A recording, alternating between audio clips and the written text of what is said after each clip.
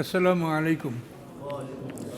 সম্মানিত সুধী, ছোট্ট প্রশ্নের উত্তর যে অনেক ভাইরাই মনে করেন যে দোজখে ঢুকলে আর বের হবে না। আবার কোরআনে খালিদিনা কথাটাও আছে। এখানে বিষয়টা হলো খালিদিনা শব্দের অর্থ চিরকাল, অনন্তকাল।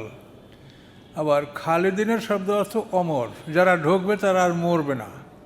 খালিদিনের শব্দের অর্থ বহুকাল। এই তিনটে অর্থই এটার থেকে পাওয়া যায়। তো এই জন্য আমরা যদি কোরআনের দিকে নজর করি যে বিষয়টা ক্লিয়ার। কোরআনে আল্লাহ বলছেন যে আমি বিন্দু মাত্র আমার বান্দার উপরে জুলুম করি না। এটা জানেন, অমানা বেজল্লা মেনলি লাবিদ। যে জুলুম করে না সে কি একজন আর পাওনা রাখতে পারে? যে সম্পূর্ণ পাওনা পরিশোধ করে সেই জুলুম করে না, তাই না? এখন একটা মানুষ কম ন্যাকামল কম থাকার কারণে দোজখে আছে। তো এখন তার তো ন্যাকামল আসে কম, কিন্তু সে পাওনা এটার বিনিময়ে সে পাবে না।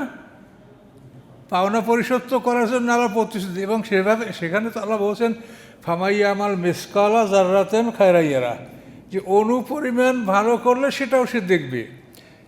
তাহলে অনুপরিমাণ ভালো করলেও সেটা দেখবে। তাহলে তো বোঝা যায় যে আল্লাহ তাআলা সকলের পাওনা পরিশোধ করবেন। এখন আল্লাহ তাআলা এই যাদের ন্যাকামল কম তাদের এই পাওনাটা কি দোজখে পরিশোধ করবেন, না জান্নাতে তাদেরকে বের করবেন, জান্নাত দিবেন তারপর? কাজে এটা কোরআনের বিভিন্ন আয়াত থেকে আপনি চিন্তা গবেষণা করলে এটা আপনি বুঝতে পারবেন যে আল্লাহ ন্যায় বিচারক। কাজে ইমানের সহিত যাদের মৃত্যু হয়েছে তাদের ন্যাকামল যদি কম হয়, শাস্তির যোগ্য হয়, তা শাস্তি ভোগ করে তারা দোজখ থেকে বের করবে। এই জন্যই শাফাতের এতগুলি আয়াত কোরআনে। শাফাত তাহলে কিসের জন্য হবে তাহলে বলেন? কাজে এই জন্য এই কথা যেন কেউ মনে না করেন যে সবাই দোজখে ঢুকলে বাইর হবে না, এটা না।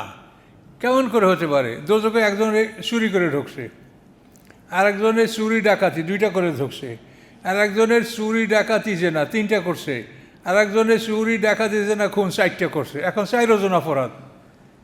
এখন যে শুধু চুরি করে ঢুকছে আর যে 4টা করেছে, আর দুইজনকে সমান খাটবে? এটা কি ন্যায় বিচার?